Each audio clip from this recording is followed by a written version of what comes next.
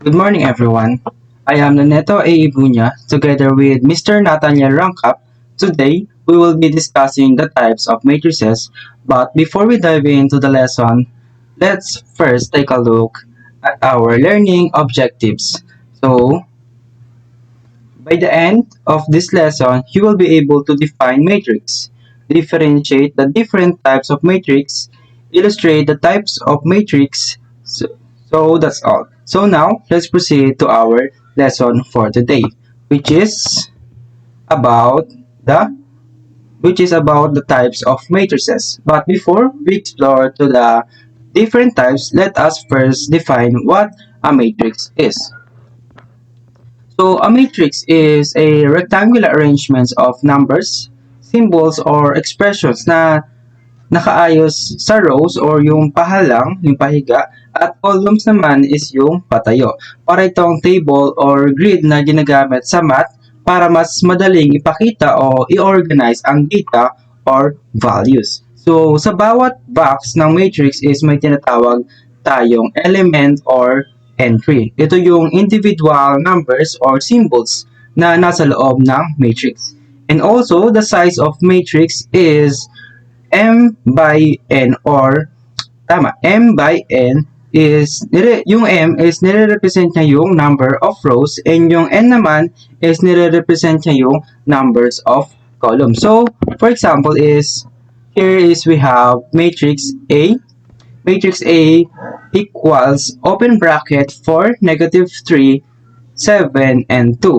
Close bracket. So, here's makikita natin na meron siyang 2 rows, yung pag ganun, pahiga or pahalang, and 2 columns. So, 2 columns or yung patayo. So, kaya naman matatawag natin siyang 2 by 2 matrix. So now let's proceed to the types of matrices. And the first one is a row matrix. So, a row matrix having only one row is called a row matrix.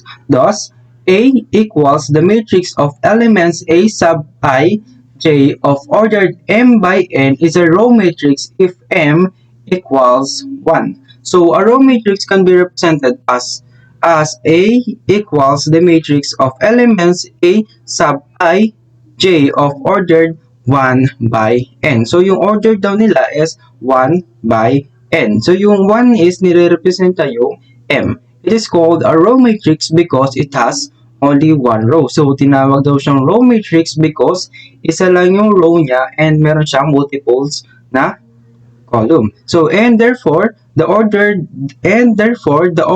of a row matrix will be 1 by N. So, let's have an example para mas maintindihan natin ang row matrix. So, for our first examples is, let matrix A be equal to the bracket 1, 2, 4, 5, close bracket. This is a row matrix with one row, isa lang yung row niya, and 4 na columns, which is yung 1, 2, 4, 5. Oh, so its order is 1 by 4 because meron siyang one row and 4 na column. So for the second example is, let matrix P be equal to bracket -4, -21, -17, and bracket, this also a row matrix with one row and 3 columns. So its order is 1 by 3. Okay? So now let's move on to the next type of matrix, which is the column matrix. So ano nga ba ang column matrix? So ang column matrix is a matrix having only one column. So ito yung kabaliktaran ng row matrix. So sa row matrix is only one row. And dito naman sa column matrix is a matrix having only one column. It's called a column matrix. Thus, A equals a sub I, J sub M by N is a column matrix if M equals 1. So the value of the column matrix will be 1. Hence the order is M by 1. So yung M naman natin is yung nire-represent na row is ano siya, pwede siyang maging kahit ilan. And sa may N naman or yung column is is nakafix siya sa 1. Kaya siyang tinawag na column matrix. So let's have an example. So here is we have matrix A equals open bracket -1, -1, 2, -4, 5. So this is a column matrix of ordered 4 by 1. So for the next example is we have matrix P equals open bracket 2, 7, 2, 7, 2, 7, -17, close bracket is a column matrix of order 3 by 1. So, nagets po ba? So, basta ang column matrix is, yung column niya is isa lang, but yung rows niya is pwede maging kahit ilan. And kapag sa row matrix naman is, yung row niya is nakapik sa isa lang, and yung column niya is pwede siya maging ilan. So, now let's move on to the next types of matrix, which is the zero or null matrix. So if all elements in a matrix are zero, then it is called a row matrix. It is called a zero matrix or a null matrix. So sabi, if all elements in a matrix are zero, so lahat daw ng elements or yung entry sa matrix are zero, tatawagin natin siyang zero or null matrix. Okay po ba? So it is usually written as zero. So matrix A equals open bracket A sub I and j close bracket with ordered m by n is a zero matrix if every element A sub I j equals 0 for all values of I and j. So, let's have an example para mas maintindihan natin kung ano nga ba ang zero matrix. So, here is we have two examples. Matrix A equals open bracket 0, 0, 0, 0, 0, 0, close bracket. This is a zero matrix of order 3 by 2. So, tinawag siyang zero matrix because lahat ng elements niya sa matrix or yung entry is 0. So, for example number 2 is matrix P equals open bracket 0, 0, 0, 0, 0, 0, 0, 0, 0, close bracket. This is also a zero matrix of ordered 3 by 3. So, 3 by 3 matrix siya but zero matrix kasi lahat ng elements niya sa loob ng matrix are 0. Okay? So, now, let's move on to the next type of matrix, which is the singleton matrix. So, ang definition ng singleton matrix, if there is only one element in a matrix, it is called singleton matrix. So, ang sabi, sa singleton matrix, if yung element ng matrix is equal sa 1, tatawagin natin siyang singleton matrix. So, matrix A equals open bracket A sub ij close bracket with ordered m by n is a singleton matrix if m equals to 1 and n equals to 1. So, ang sabi, yung rows natin or yung m natin and also yung column or yung n natin is equals to 1, tatawagin natin siyang singleton matrix. So, let's have an example para mas maintindihan natin. So here's where we have different kinds of examples. So we have matrix 2, open bracket 2, close bracket, open bracket 3, close bracket, open bracket A, close bracket, and null. Or these are all singleton matrices. So tinawag siyang singleton matrices because lahat ng matrix na to is isa lang yung elements na nasa loob ng matrix. Okay? Intindihan? Yes. So, now let's proceed to the next types of matrix, which is the horizontal matrix. So, dito is madali lang ito maintindihan. Horizontal matrix is a matrix called a horizontal matrix if the number of columns is greater than the numbers of rows. That is n is greater than m. So, ang sabi dito, if yung number daw ng columns is mas greater siya sa number of rows, tatawagin natin siyang sinasatisfy niya yung horizontal matrix. So, kapag mas mataas yung columns, yung number of columns kaysa sa number of rows, tatawagin natin siyang horizontal matrix. Okay? So, we have an example for this. So, matrix A equals open bracket 1, 2, 3, 4, 2, 5, 1, 1, close bracket. So, this is a horizontal matrix of order 2 by 4. So, based sa ating example is mas mataas yung number of columns. Kasi dito, meron tayong 2 rows lang and yung columns natin is marami. Meron siyang 4 columns. Kaya naman, sinasatisfy niya yung horizontal matrix. Okay? So, now, let's proceed to the next, which is the vertical matrix. Vertical matrix. So, ano nga ba ang vertical matrix? A matrix is called a vertical matrix if the number of rows is greater than the number of columns. That is, m is greater than n. So, dito naman, sa vertical matrix is kapag mas mataas yung row natin, yung pahiga, is siya ay, and mas mataas siya sa column, or yung column natin is yung patayo, and kapag mas mataas yung rows natin or yung pahiga kaysa sa column natin, tatawagin natin siyang vertical matrix. Basta kapag mas mataas yung rows kaysa sa column, is tatawagin natin siyang vertical matrix, and kapag mas mataas naman yung column kaysa sa rows, tatawagin natin siyang horizontal matrix. So dito is yung m or yung rows is yung pinaka malaki or greater than n. So, let's have an example. So, for this is matrix A equals open bracket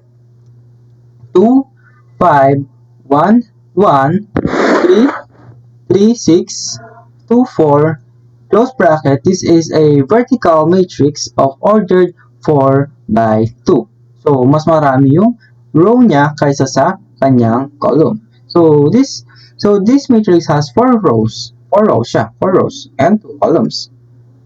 Okay? So, now let's proceed to the next type of matrix, which is the square matrix.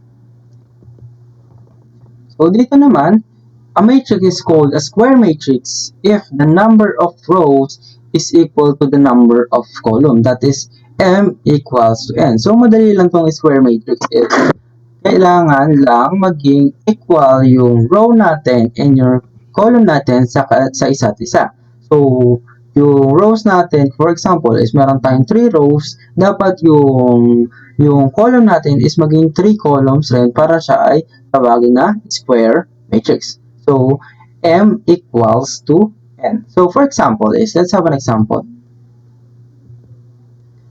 So, a matrix A equals open bracket sub 11, sub 12, sub 13, and sub 20, 21, sub 22, sub 23, sub 31, A sub 32, A sub 33. So, ulitin natin.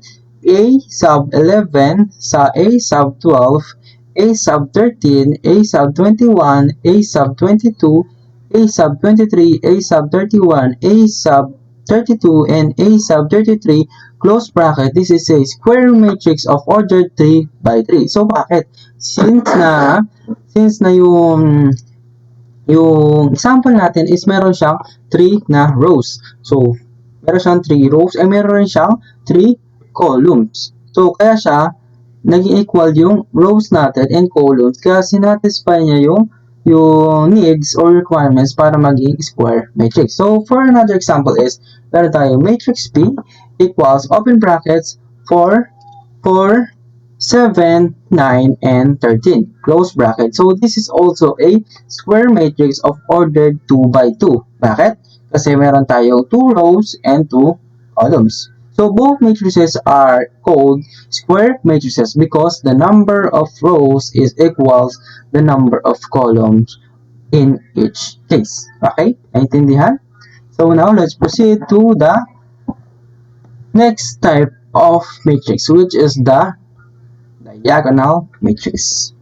So the definition of diagonal matrix, if all elements except the ones the principal diagonal in a square matrix are zero, it is called a diagonal matrix. So a square matrix A, a square matrix A equals to A sub I J is a diagonal matrix if A sub I J equals 0 when I is not equal to J. So, kasabi lang dito, so in short, a diagonal matrix is a square matrix where all elements are 0 except dun sa on the main or the principal diagonal. So let's have an example para mas maintindihan natin kung ano ba ang diagonal matrix. So, here is we have open bracket 2, 0, 0, and 0, 3, 0, and 0, 4, 0, 0, 4. So, ulitin natin. So, we have open bracket 2, 0, 0, 0, 3, 0, 0, 0, 4. So, mapapansin nyo is yung 2, 3, 4 is naka-diagonal siya and the rest na elements are equals to 0. So, this matrix is a diagonal matrix of ordered 3 by 3. So, for the next example is we have matrix Q equals open bracket 9, 0, 0, 13. So, ang mapapansin natin is yung 9 and 13 is diagonal siya. And the rest is equals to 0. So, this is a diagonal matrix of order 2 by 2. So, bakit? So, all the given examples are diagonal matrices because they are square matrices. So, mapapansin nyo naman na yung rows natin and yung column natin is equal. Kaya naman siya ay also ay square matrices in which all the non-diagonal elements are 0. So, yung mga non-diagonal elements din natin are equals to 0. And only the elements on the principal or the main diagonal are non-zero. So, pansin natin yung diagonal natin or yung principal diagonal natin is not a 0 or non-zero siya. This satisfies the condition for a diagonal matrix. So, naintindihan? So, now let's proceed on to the next type of matrix, which is the scalar matrix. So, ano nga ba ang scalar matrix? If all the elements in the diagonal of diagonal matrix are equal, it is called scalar matrix. So, square matrix A equals A sub I J of ordered m by m is a scalar matrix if A sub I J equals 0 when I is not equals to J and A sub I J equals K when I is equals to J where K is constant value. So, para mas madali natin maintindihan is a scalar matrix is a special type of diagonal matrix. So, yung scalar matrix na po is special type siya ng diagonal matrix which is yung paganto or yung pa-diagonal na matrix. So where all the diagonal elements are equal. So, sa scalar matrix, yung diagonal niya doon yung diagonal matrix niya is same lahat ng value. Sa diagonal matrix naman is yung value ng diagonal niya is pwedeng iba-iba. But sa scalar matrix, para siya ay matawag na scalar matrix, dapat yung value ng kanyang diagonal is same.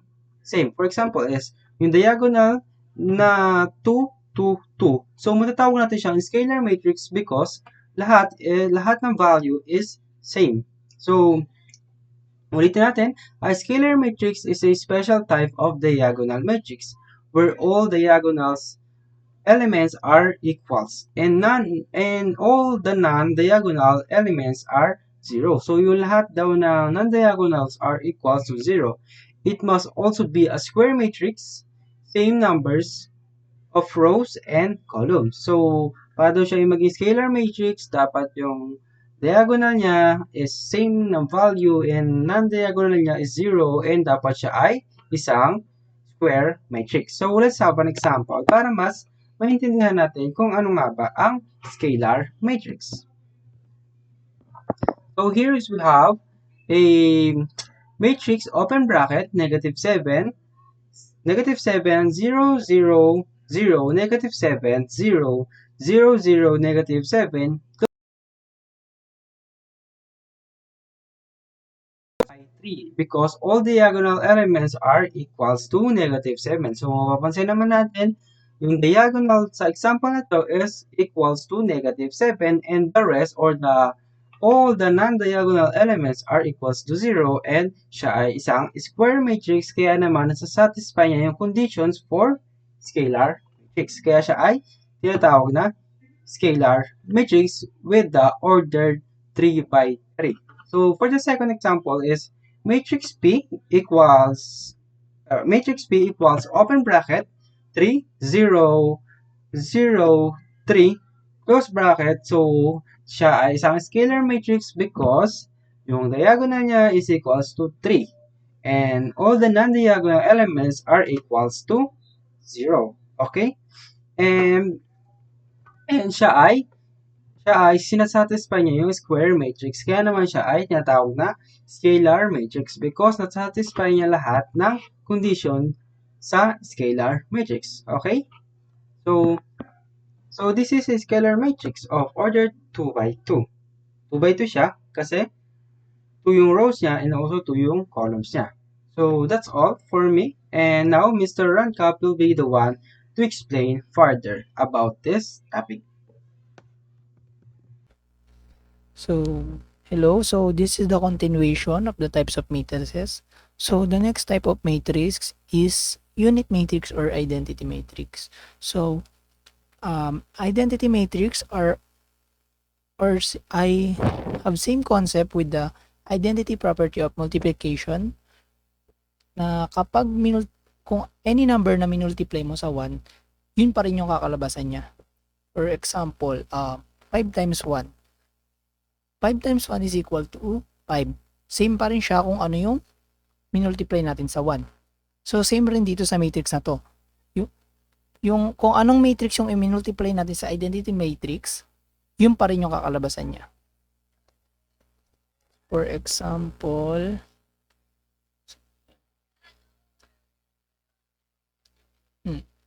ganito yung identity matrix kapag 3 by 3 or square matrix, ganito yung itsura niya.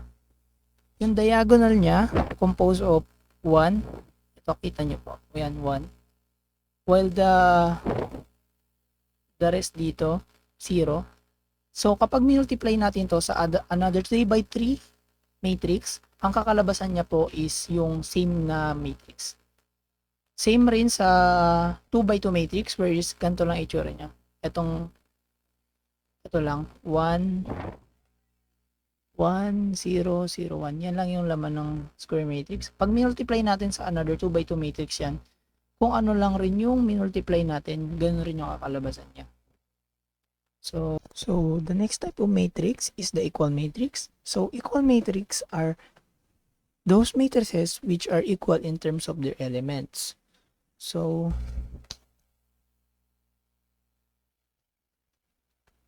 equality of matrices conditions are dapat the number of rows ni matrix A is equal to the number of rows of matrix B. Ganon din dapat yung number of columns ni matrix A ay equal rin sa number ng columns ni matrix B. Dapat din, same din yung mga corresponding elements nila. So, ganito yung example. So, matrix A, yung unang element niya is 1, 6, 3, 5, 2, 1. So, dapat, ang una pala muna natin tingnan is kung same ba sila ng row. Ilang row dito? 1, 2. Dapat dito din. 1, 2. Pasok. Tapos yung next condition naman is dapat same rin sila ng number ng column. So, 1, 2, 3. Ganun rin dito. 1, 2, 3. Dapat same rin sila ng number ng same rin sila ng corresponding elements. So, sa matrix A, yung column 1, row 1 niya ay 1. Dapat sa matrix B, yung column 1, row 1 niya ay 1. O same naman, 1. Ganun na yung mga sunod-sunod yan, corresponding number. Kung ano yung nandito, dapat ganun rin yan dito. So, dapat 3. Dapat dito rin 3. Tama ba? O, tama. So, 5. Dapat dito rin sa kabila, 5. Tama naman. Sunod, 2. Dapat yung sa kabila ay 2. So, parang dapat gayang-gaya siya ng matrix A para matawag siyang equal matrix.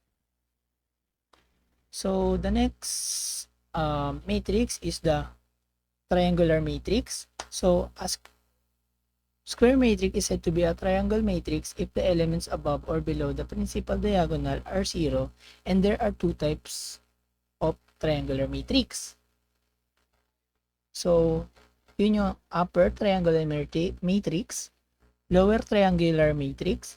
So, una mo natin is yung upper triangular matrix. So, a square matrix is called an upper triangular matrix if A sub ij is equal to 0 when I is greater than j. So, for example,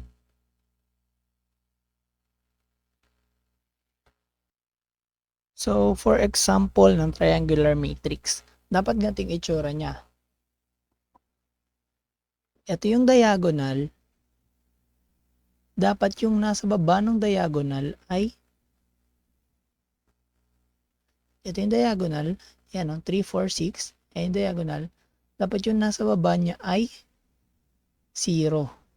Para matawag natin siyang upper triangular matrix. Tapos sa taas,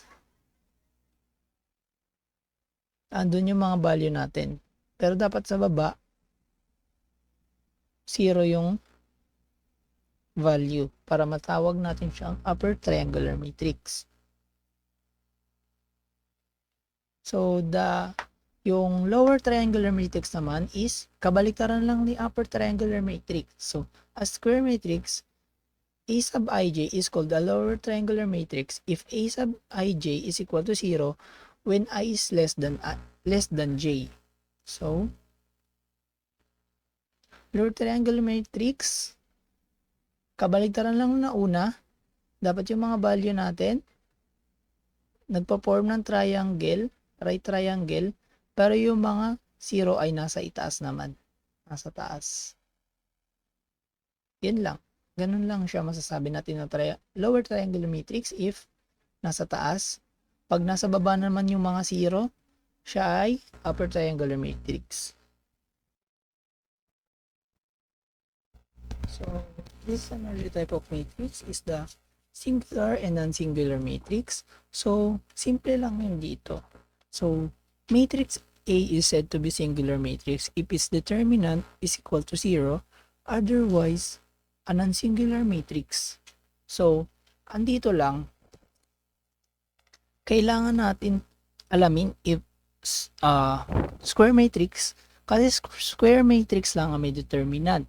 So, kung wala siyang square matrix, hindi siya singular or non-singular matrix. So, pero kung square matrix siya, pwede natin kuhanin yung determinant nito at kapag nag-equal ang determinant niya so 0, siya ay isang singular matrix. So, at kabaliktad naman niya, kapag hindi naging 0 yung determinant niya, it is a non-singular matrix. Ganun lang kasimple. So, saan nga ba ginagamit ang singular and non-singular matrix? So, ginagamit natin siya para alamin kung may inverse ba yung matrix. Yun lang. The last type of matrix is the symmetric matrix. So, a symmetric matrix is a square matrix is equal to A sub ij is called the symmetric matrix if A sub ij is equal to A sub ji for all I and j values. So, this is an example of a symmetric matrix. So, ito yung original matrix natin. Pag kinuha natin yung transpose niya, dapat magiging equal pa rin siya dito sa original matrix natin. So, paano nga ba kunin yung transpose nito? Kung ano yung row, yun yung magiging column. Ganun yun, di ba? Tapos, since, yan lang, may technique dyan para mabilis lang natin makuha yung transpose. Pagbalik ta rin lang natin yung hindi diagonal. Ito yung diagonal pa kanan. Pagbabalik ta rin lang natin to para makuha natin yung transpose ng isang matrix. Yan, since kapag pinagbaliktad rin lang natin to, pinagbaliktad nyo, since parehas pa rin yung kakalabasan niya. So, siya ay symmetric matrix. Ganun lang. Kapag 3x3 naman, dapat pag tinranspose nyo yung isang matrix, same siya, same yung kakalabasan niya para matawag natin siyang isang symmetric matrix. Yun lang. That's all.